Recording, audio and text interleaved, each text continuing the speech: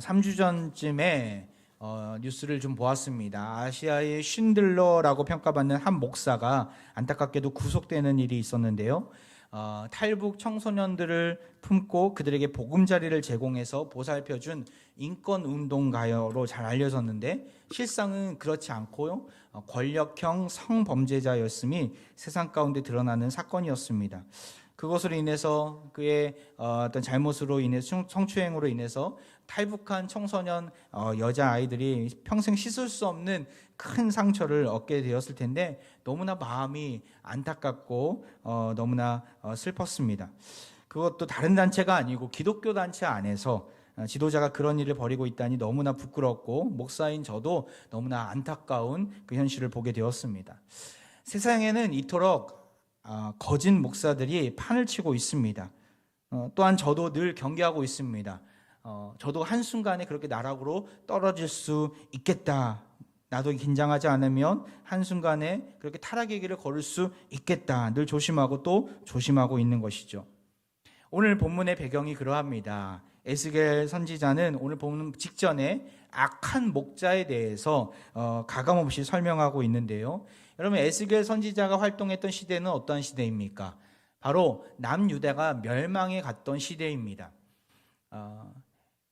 세 차례에 걸쳐서 바벨론의 포로로 저들이 잡혀가게 되는데 첫 번째 시대에 그 첫 번째 포로로 잡혀갔던 인물은 대표적으로 다니엘을 들 수 있습니다. 나아가 두 번째로 잡혀갔던 인물은 바로 오늘 본문에 나온 에스겔이 두 번째 포로로 잡혀간 선지자 중에 하나입니다.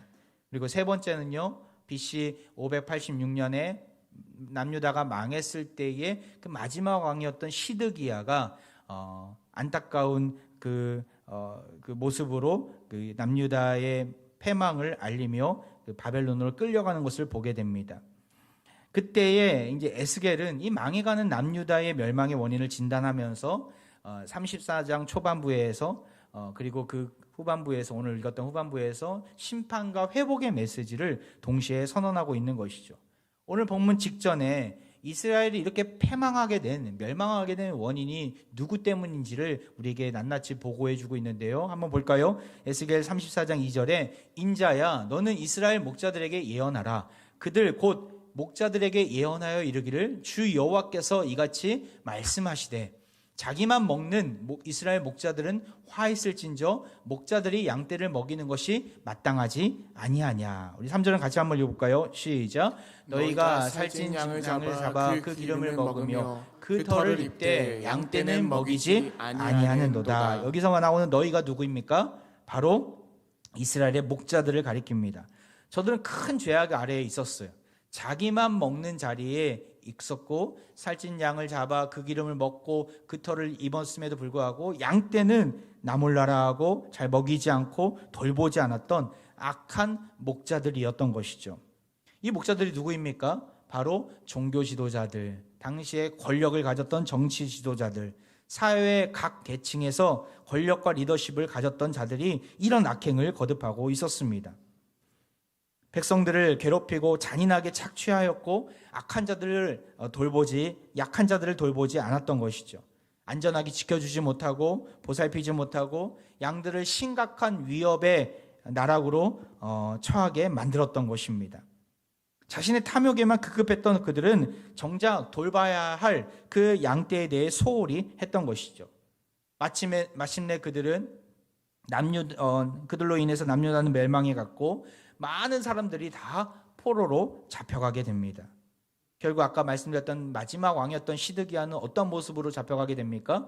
두 눈이 뽑히고 쇠사슬에 결박된 채 바벨론으로 처참한 그런 비극을 맞이하게 되는 것이죠.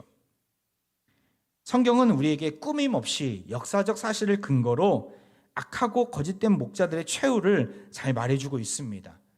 또한 여기뿐만 아니라 성경의 다른 대목에서도 그 모델들을 볼 수 있게 되는데요. 악한 모델이죠. 그 중에 대표적인 자들이 누구입니까? 바로 엘리와 엘리의 두 아들들을 들 수 있습니다. 홈니와 비나스. 이들의 잘못이 무엇이었습니까? 지난번에 제가 사무엘 상하 말씀을 가지고 여러분에게 말씀을 나눴던 적이 있는데 그때의 기억을 되살리면서 그들의 잘못이 무엇이었습니까? 바로 하나님께 바쳐야 될 제물을 자기 멋대로 강탈하고 하나님을 기만했던 모습들이 있었죠. 백성들을 율법으로 잘 지도하고 제물의 기름 부위를 제단에 불태우고자 하면 이를 먼저 가로챕니다. 그것이 맛있는 부위라고 생각하면서 하나님께 먼저 드리기도 전에 먼저 자신들이 가로챘던 것이죠. 그들의 결국은 성경은 이렇게 그들을 향해서 평가하고 있는데요. 사무엘상 2장 17절을 보면 이 소년들의 죄가 여호와 앞에서 심히 크면 그들이 여호와의 제사를 멸시함이었더라. 여호와의 제사를 멸시하고 또 하나님을 무시했던 것이죠. 이것뿐만이 아니었습니다. 회막문에서 수종드는 여인들을 겁탈하기도 했습니다.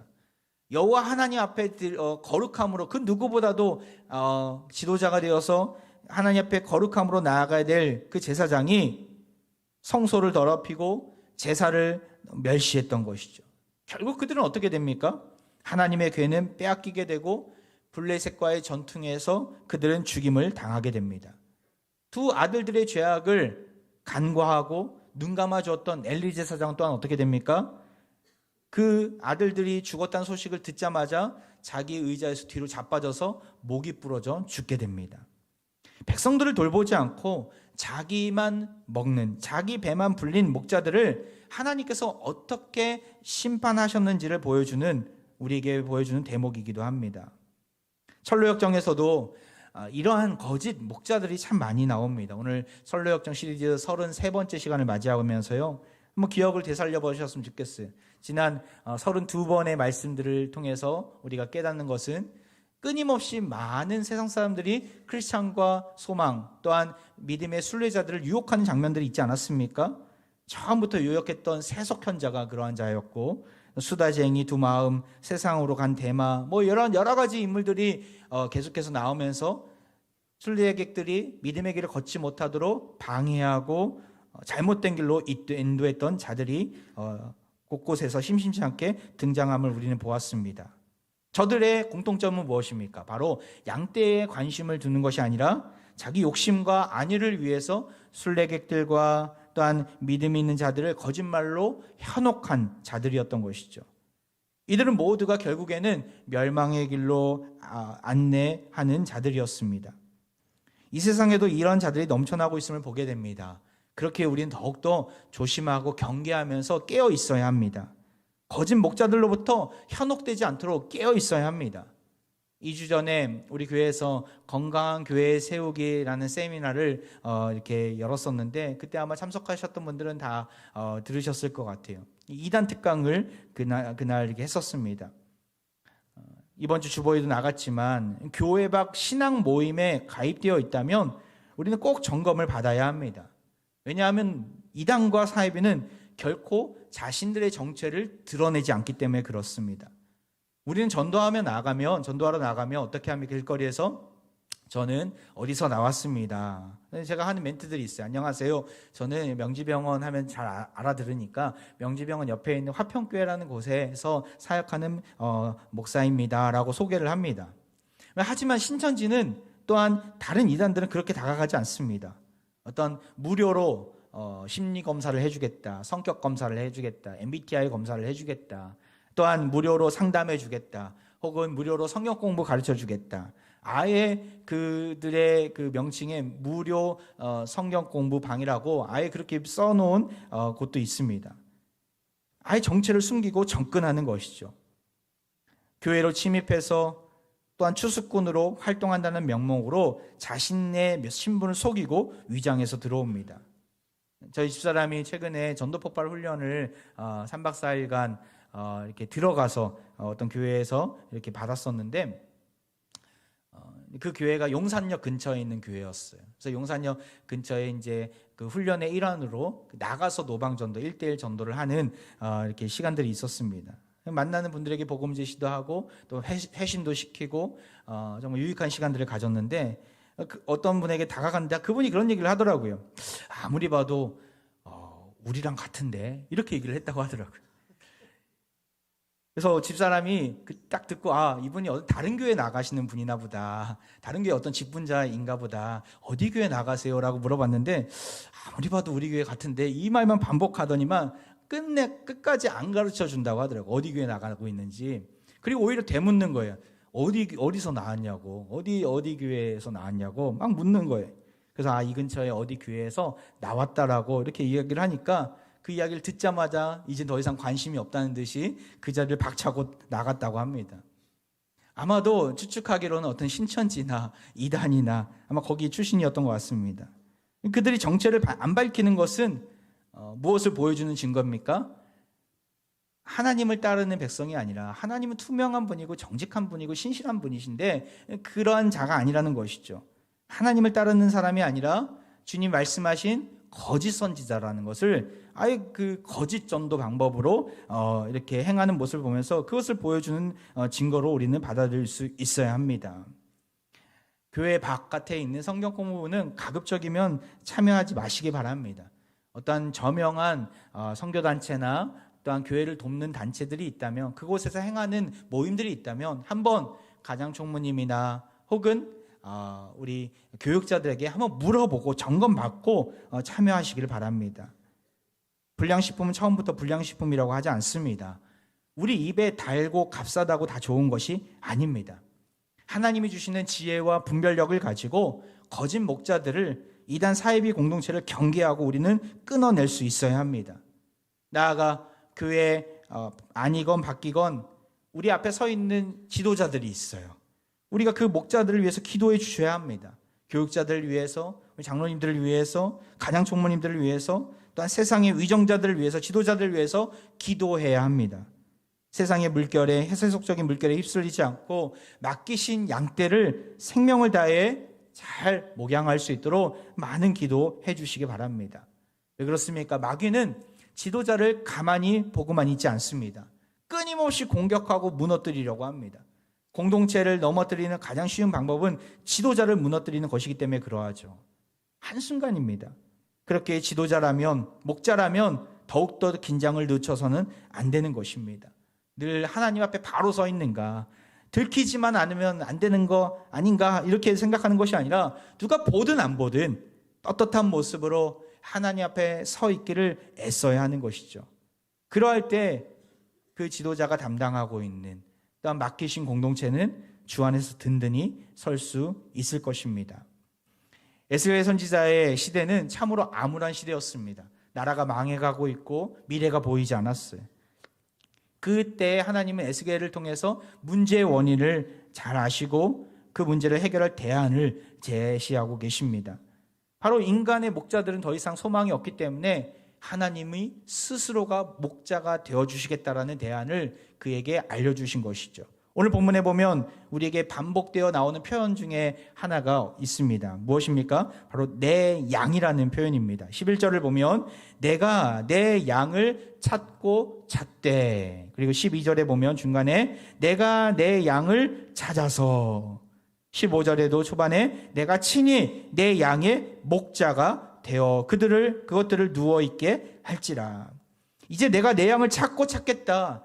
내가 저들의 목자가 되어 주겠다. 하나님이 직접 나셔서 목자가 되어 주시고 내 양으로 삼아 주시겠다는 것이죠. 하나님은 우리의 목자가 되어 주시고 우리는 그분의 양임을 우리가 늘 기억해야 하는 대목이 여기 있습니다. 고통뿐인 이 세상 속에서 여러분들은 어디에서 기쁨과 행복의 근원을 찾고 계십니까? 우리가 행복해지려면 어떤 사람들은 많은 것들을 소유하며 많은 것들을 가지고 있으면 마음껏 사고 소유할 때 우리는 행복해질 수 있다고 여깁니다. 하지만 그것은 착각입니다. 영원한 행복과 기쁨의 기준은 소유가 아니라 정체성입니다. 얼마나 많이 소유하고 있고 가졌느냐가 우리를 행복해 주지 못합니다. 왜 그렇습니까? 우리 인간의 욕망은 끝이 없고 한계가 없기 때문에 그렇죠.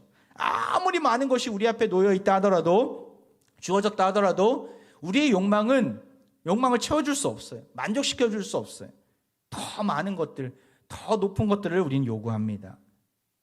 우리가 만족할 수 있는 것은 내가 누구인지를 알 때입니다. 내가 목자 되신 하나님의 양임을 고백할 때, 하나님이 우리의 참된 목자가 되어주심을 고백할 때 우리는 모든 두려움에서 벗어나 기쁨과 행복을 누릴 수 있는 것입니다. 왜 그렇습니까? 참된 목자이신 하나님은 자기 양을 끝까지 책임져 주실 수 있는 유일한 분이시기 때문에 그러하죠. 어떻게 해요? 16절에 그렇게 나오는데요. 구체적으로 그 방법이 나오는데 같이 한번 읽어보겠습니다. 시작.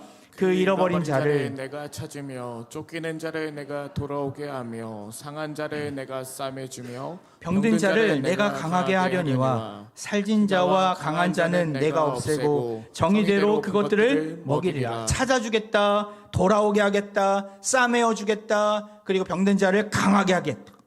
하나님의 놀라운 약속의 말씀이 여기에 들어가 있습니다. 양이 필요로 하는 모든 것들을 다 채워주고 공급해 주시고 넉넉히 책임져 주시겠다라는 것입니다. 여러분, 이것이 단순히 에스겔 선지자가 외쳤던 이스라엘 백성들에게만 주시는 약속입니까? 아닙니다. 나에게 주시는 약속인 줄 믿습니다. 내 인생 가운데 주시는 약속의 말씀임을 여러분 꼭 기억하시길 바랍니다. 포로로 잡혀간 남유다 백성들은 너무나 불안하고 힘들었어요. 어디로 가야 되는가? 거기 가면 어떻게 살 수 있을까? 나의 유대인의 정체성을 지킬 수 있을까? 참으로 많이 불안했어요. 하지만 에스겔 선지자가 선포한 이 말씀을 통해서 다시금 회복의 은혜를 누리게 됩니다. 선로역정에서 보면 크리스찬과 소망은 어디에 머물러 있습니까? 우리가 지난 시간에는 추석 때문에 다른 말씀을 전했는데 네타시오라는 말씀을 전했고요. 그 전에 보면 바로 기쁨의 산지에 머물러 있음을 우리가 알고 있습니다. 기쁨의 산지는 이렇게 푸른 초장 가운데 양과 또 목자들이 있는 곳이었습니다. 그곳에서 4명의 목자들을 만나게 되는데 그 4명의 목자가 이렇게 목자상처럼 되어 있습니다. 그들의 이름이 있어요. 바로 지식, 경험, 성실, 경계라는 4명의 목자들을 만나게 됩니다. 여러분, 이 이름들이 참 특이하지 않습니까? 왜 목자를 설명할 때 이 4명의 그 목자들의 이름이 다 다른지를 우리는 알 수 있어야 합니다. 먼저는 지식입니다. 왜 지식입니까? 목자의 중요한 역할 중에 하나는 지혜를 나눠주는 데 있습니다. 어떤 지식입니까? 이 세상에 어떻게 하면 먹고 살 수 있을까? 어떻게 하면 돈 많이 벌 수 있을까? 이런 지식이 아니라 하나님이 누구이신지에 대해서 알려줄 수 있는 그 지식을 가진 자가 바로 목자인 것이죠. 그래서 그 하나님을 아는 지식을 가르치고 지도하는데 목자는 애써야 함을, 그리고 그것을 크리스찬에게 나눠주는 것을 보게 됩니다. 또한 왜 두 번째로 경험입니까? 목자는 다양한 경험을 하고 있는 자입니다. 왜 그렇습니까? 바로 성경을 통해서 간접 경험을 알고 있는 자들이죠. 다양한 인물들과 사건들을 통해서 간접적으로 영적인 경험을 한 자이기도 합니다. 나아가 방황하고 있는 양이 시행착오 경험하지 않도록 온전히 그 경험을 가지고 안내해주는 역할들을 이 목자는 해야 하는 것입니다. 나아가 세 번째로 왜 성실입니까? 목자는 성실해야 합니다. 내가 시간이 있을 때, 내가 여유가 있을 때 양에게 먹이를 주고 물을 주는 것이 아니라 시간을 정확하게 지키면서 규칙적으로 정확한 때에 맞게 양에게 먹이를 주고 물을 줄 수 있어야 합니다. 만약 그렇게 규칙적이지 않으면 양은 불안하고 살기가 힘든 것이죠. 성실함으로 꾸준함으로 지도하고 양육해야 건강한 양으로 살 수 있기 때문에 목자는 성실해야 합니다.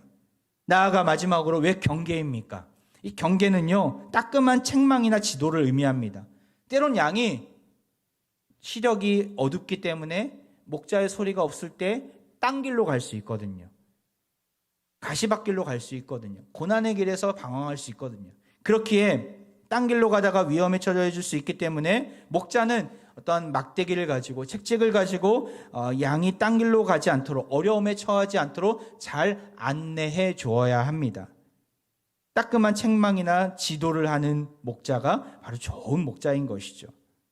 우리 하나님도 이러한 좋은 목자가 되어주십니다. 무엇을 가지고 지식과 경험과 성실과 경계의 모습을 우리에게 보여주십니까? 바로 하나님의 말씀을 가지고 보여주십니다. 디모데에게 바울이 이렇게 선언하고 있는데요. 디모데후서 3장 16절 17절, 이 말씀은 제자훈련생들은 요절로 여기는 말씀인데 우리 한번 암기하듯이 이 말씀을 보도록 하겠습니다. 시작. 모든 성경은 하나님의 감동으로 된 것으로 교훈과 책망과 바르게 함과 의로 교육하기에 유익하니 이는 하나님의 사람으로 온전하게 하며 모든 선한 일을 행할 능력을 갖추게 하려 함이라. 바로 하나님의 말씀의 기능이 여기 다 남겨져 있습니다. 16절을 다시 한번 보면 교훈과 책망과 바르게 함과 의로 교육한다. 하나님이 우리를 말씀의 지팡이로 지시하실 때에 이 놀라운 기능을 통해서 우리를 하나님의 사람으로 온전하게 하시고 모든 선한 일을 행할 능력을 주신다는 것입니다. 하나님은 말씀을 통해서 선한 목자가 되어주셔서 양들을 이렇게 지도하고 계십니다. 요즘 제자반 식구들이 큐티에 불이 붙었는데 특별히 우리 수요 제자반 식구들이 열심히 큐티를 하고 있고 그 카톡방에다가 그날 한 큐티의 내용을 많이 올리고 있어요. 한번 제가 몇 가지 그 사진을 캡처해서 보여드리는데 큐티 책이 빡빡하도록 정말 이렇게 가득 그 내용들을 이렇게 써서 같이 사진 찍어서 올리고 있어요. 다음 페이지 한번 볼까요? 어떤 분들은 새벽 기도회가 우리 큐티 본문하고 같이 가거든요. 새벽 기도회 설교 말씀을 다 필사해 갖고 거기다가 같이 첨부해서 풍성한 내용을 여기다 기록하고 계시더라고요. 다음 페이지 보면 이렇게도 기록하고요. 또 마지막으로 이렇게도 기록하고 있습니다. 얼마나 너무나 감사하고 매일마다 이런 큐티의 내용들을 같이 나누고 공유하면서 서로의 삶을 또 적용하는 모습까지 나아가는 모습을 보면서 참 저에게도 큰 도전이 되고 있습니다. 여러분, 우리 삶이 엉망인 것처럼 느껴지고 계십니까? 그 이유가 있어요. 바로 목자의 음성을 듣지 않기 때문에 그렇습니다. 다시 말해서 하나님의 말씀을 가까이 하지 않기 때문에 그러한 것이죠. 이건 저의 말이 아닙니다. 잠언에 이렇게 나와 있습니다. 잠언 29장 18절에 보면 묵시가 없으면 백성이 방자히 행하거니와 율법을 지키는 자는 복이 있느니라. 묵시가 무엇입니까? 바로 하나님의 말씀, 하나님의 비전입니다. 하나님의 예언의 말씀을 듣지 않으면 백성은 방자히 방탕한 삶을 살 수밖에 없는 것이죠. 엉망인 삶을 살 수밖에 없는 것입니다. 하지만 주님의 말씀을 가까이 하는 사람은 다릅니다. 날마다 복을 누리고 있는 자들이죠. 하나님의 음성을 듣고 갈 길을 갈고 있기 때문에 정돈된 삶, 계획된 삶, 하나님이 기뻐하시는 삶을 살아갈 수 있는 것입니다. 여러분, 깊어지는 가을 더욱더 말씀을 가까이 하시길 바랍니다. 선한 목자 되신 하나님은 반드시 말씀을 통해서 우리를 푸른 초장으로 쉴만한 물가로 인도해 주실 것입니다. 나아가 우리 하나님은 말로만 우리에게 목자가 되어주시겠다 말씀하지 않으셨어요. 눈으로 보여주셨어요. 누구를 통해서요? 바로 예수 그리스도를 통해서 말입니다. 그가 오셔서 무슨 일을 하셨습니까? 예수님은 이 땅에 오셔서 너무나 안타까운 마음을 품으셨어요. 누구를 바라보면서요? 목자 없는 양과 같이 방황하는 자들을 바라보면서. 마태복음 9장에 보면 무리를 보시고 불쌍히 여기시니 이는 그들이 목자 없는 양과 같이 고생하며 기진함이라. 우리 삶 가운데 고생하며 기진한 정도로 너무나 힘들어하고 고통 가운데 방황하고 있는 자들이 있습니까? 우리 주님은 여러분들의 삶을 바라보고 계십니다. 그리고 안타까워하시며 불쌍히 여겨 주십니다. 나아가 그런 방황하는 백성들을 향해서 나 몰라라 는 것이 아니라 이렇게 선포하셔요. 에스겔 말씀과 예수님이 하신 말씀이 대동소이한데요. 한번 볼까요? 요한복음 10장 14절 15절 같이 읽겠습니다. 시작. 나는 선한 목자라. 나는 내 양을 알고 양도 나를 아는 것이 아버지께서 나를 아시고 내가 아버지를 아는 것 같으니 나는 양을 위하여 목숨을 버리노라. 여기 보면 내 양을 안다라고 이야기하고 있어요. 이게 안다라는 표현은 어떤 남녀 간에 부부 간에 동침한다라는 의미가 담겨져 있습니다. 아주 깊은 교제를 의미합니다. 하나님과 예수님과의 관계만큼 잘 알고 있다라는 것이죠. 우리 주님은 신랑처럼 우리에게 나타나셔서 다가오셔서 신부된 우리의 모든 것 일거수일투족을 다 알고 계십니다. 우리의 고통과 아픔, 말 못할 고민들, 문제들을 다 알고 계십니다. 사랑하는 화평가족 여러분, 그런 주님께서 우리의 신음 가운데도 응답해 주실 줄 믿습니다. 우리를 위해 자기 목숨까지 아끼지 아니하신 그분은 우리의 필요한 모든 것을 주시지 않으시겠습니까? 우리의 목자가 되신 그 주님의 열심을 우리는 신뢰할 수 있어야 합니다. 에스겔 39장에 이런 말씀이 있어요. 이런 약속이 나옵니다. 그러므로 주 여호와께서 이같이 말씀하셨느니라. 내가 이제 내 거룩한 이름을 위하여 열심을 내어 야곱의 사로잡힌 자를 돌아오게 하며 이스라엘 온 족속에게 사랑을 베풀지라. 하나님의 이름을 내걸고 내 이름을 위하여 열심을 내겠다. 사로잡힌 자들 반드시 돌아오게 하겠고 그들을 사랑으로 품어주겠다 선언하고 계신 것이죠. 이 얼마나 놀라운 약속의 메시지입니까? 이 약속을 지키시려고 누구를 보내신 거예요? 예수 그리스도를 보내신 것입니다. 십자가 위에서 자기 목숨을 버리면서까지 양떼를 위하여, 우리를 위하여 사랑하신 그 예수님은 우리의 목자이신 줄 믿습니다. 세상의 논리로는 이해가 되지 않는 대목이에요. 목자라면 자기를 위하여, 자기 몸을 위하여, 자기가 먹는 양을 내버려 두는 텐데 어떻게 양을 위해서 목숨을 버리는 목자가 있다는 말입니까?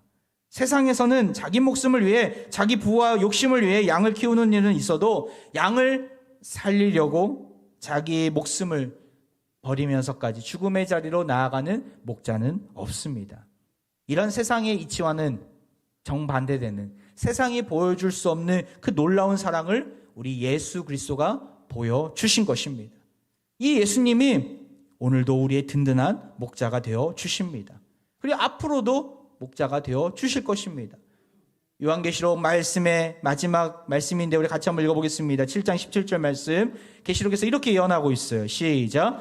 이는 보좌 가운데 계신 어린 양이 그들의 목자가 되사 생명수샘으로 인도하시고 하나님께서 그들의 눈에서 모든 눈물을 씻어 주실 것입니다. 할렐루야. 생명수의 샘으로 인도해 주시고 모든 눈물을 씻어 주시는 그분이 바로 우리의 목자 예수 그리스도이심을 기억하시기 바랍니다. 우리의 모든 것을 아시는 그분, 그런 예수님께 나의 문제를 들고 나아가십시오. 목숨까지 우리를 위해 버리신 그 주님은 반드시 우리 기도 가운데 응답해 주실 것입니다. 그런 의미에서 이번 가을 특별 새벽 부흥회의 시간은 정말 우리가 깊은 주님과의 만남의 시간이 될 것입니다. 말씀 그 새벽 부흥회의 제목 주제를 이렇게 정했어요. 따라해 볼까요? 기도가 답입니다. 기도가 답인 줄 믿습니다. 주님과 만남으로, 주님과 친밀한 교제를 누림으로 우리는 해답을 얻게 될 것입니다. 우리의 세밀한 부분까지도 응답해 주시는 주님과 깊은 교제의 시간을 꼭 마련하시길 바랍니다. 지금부터 사모하는 마음으로 우리가 참여할 때 주님은 반드시 우리를 살려주실 것입니다. 말씀을 마무리합니다. 여기 능곡에 있는 능곡중앙교회 우리 천세복 목사님, 우리 교회에서 부모 목사 생활을 하시다가 그곳에 담임 목사님으로 가셔서 청빙되어서 지금은 신실하게 목회를 감당하고 계신 귀한 목사님이신데, 목양실에 액자가 하나 있더라고요. 저는 그 액자를 보면서 참 저에게 큰 울림이 있었습니다. 고 옥하는 목사님의 말씀을 이렇게 캘리그래피로 붓글씨로 써낸 액자인데, 그 액자의 모습을 잠깐 한번 볼까요? 액자의 내용이 무엇입니까? 하나님 앞에서 까불지 마세요. 하나님 앞에서 까불지 마세요. 저는 이 문장을 보면서 정말 하나님 앞에서 까불었던 저의 모습이 보이더라고요. 하나님의 은혜다라고 선포하면서 나 자신을 드러내려고 했고, 하나님의 말씀이다 선포하면서 나의 사견을 주장하고자 했던 저의 모습들이 보이더라고요. 하나님이 보시기에 얼마나 우스우셨을까. 우스운 행동들을 제가 참 많이 보였더라고요. 회개하면서 하나님 앞에서 까불지 말아야 되겠다. 성도들 앞에서 까불지 말아야 되겠다. 제대로 된 목자가 되어야 되겠다 라는 생각을 참 많이 했습니다. 세상에는 거짓 목자, 악한 목자가 판을 치는 모습들이 많이 보게 됩니다. 하나님 앞에서 까부는 자들이 많이 있습니다. 우리는 그러한 자들의 교만한 말에 현혹되지 말아야 합니다. 복음이 없이도 재미가 있을 수 있습니다. 근데 착각하지 마세요. 재미가 은혜가 아닙니다. 은혜는 아닙니다. 예수가 없는 말씀이 있을 수 있습니다. 그런 것들에 귀를 기울여서는 안 됩니다. 하나님을 제대로 외치는, 복음을 제대로 드러내고 예수 그리스도가 우리의 삶의 주인 되심을, 참된 목자가 되심을 드러내는 말씀에 귀를 기울이시길 바랍니다. 주님은 우리에게 목자가 되어 주셔서 두 가지를 통해서 우리를 바른 길로 인도해 주십니다. 그 첫 번째는 뭐예요? 바로 말씀이죠. 혼탁한 시대일수록 더욱더 말씀을 가까이 하시길 바랍니다. 말씀을 가까이 할 때에 큰 복이 임하고, 말씀을 가까이 할 때 엉망인 나의 삶이, 방황뿐인 나의 삶이 다시금 제자리를 되찾게 될 것이고 난 정돈되어질 것입니다. 나아가 말씀을 양육하고 증거하는 영적 지도자를 위해서 끊임없이 기도해 주시길 바랍니다. 늘 주님 앞에 거룩한 자로, 정결한 자로 쓰임받는 작은 목자로 서 있도록 기도해 주시길 바랍니다. 나아가 양과 같이 연약하고 의심 많은 우리에게 확실한 목자를 이 땅 가운데 보내주셨어요. 그가 누구입니까? 바로 예수 그리스도이십니다. 우리를 위해 자기 목숨을 버리신 그 예수님만이 우리의 진정한 목자가 되어주십니다. 주님을 끝까지 신뢰하고 바라보면서 나의 신음 가운데도 귀를 기울여 주시는 그 주님 앞에 기도하면서 간구하면서 나아가는 우리 모두가 될 때에 우리 삶 가운데 하나님의 놀라운 은혜가, 또한 포로된 자에게 자유를 선포하시는 하나님의 놀라운 역사가 펼쳐질 줄 믿습니다. 이러한 은혜가 사랑하는 모든 화평의 가족들의 한 주간의 삶 가운데 있기를 간절히 소망합니다.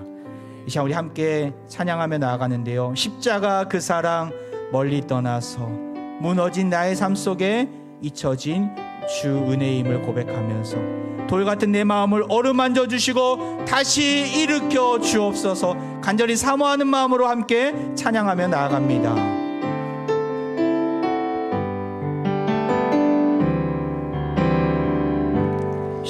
십자가 그 사랑 멀리 떠나서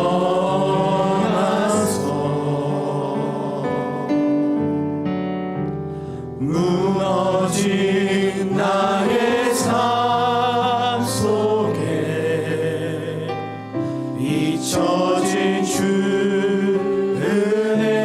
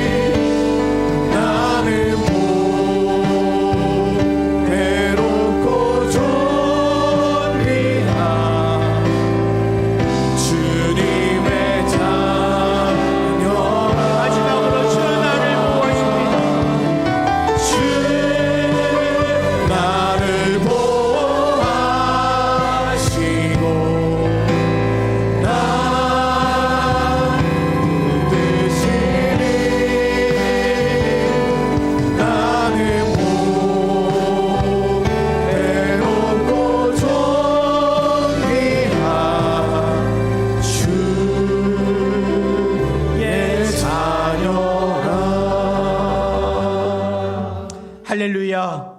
우리의 목자가 되어주신 하나님께 찬양과 영광을 올려드립니다.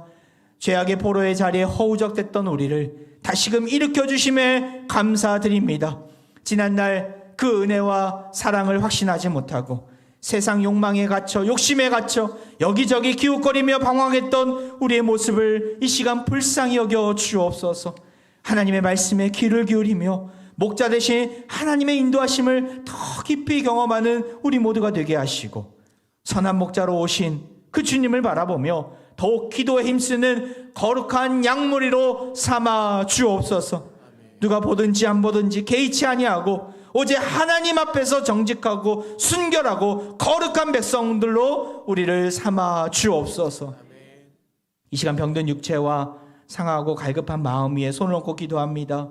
육신의 고통 속에서 주님을 찾고 부르짖는 주의 백성들이 이 자리에 모였습니다. 주여 이들의 신음까지도 응답하여 주옵소서. 이 아픔의 시간이 우리 삶의 목적이 되신 예수님을 깊이 만나는 은혜의 시간이 되게 하옵소서. 우리의 영혼과 몸이 온전히 주님 앞에 거룩하게 쓰여질 수 있도록 주의 거룩한 자녀로 회복시켜 주시고 믿음의 기도는 병든 자를 구원하리니 주께서 그를 일으키시리라 말씀을 의지하오니 믿음으로 간구하는 우리의 소리를 들어 응답하여 주옵소서. 상한 자를 내가 싸매주며 병든 자를 내가 강하게 하시겠다 약속하신 예수 그리스도 이름으로 기도하옵나이다. 아멘.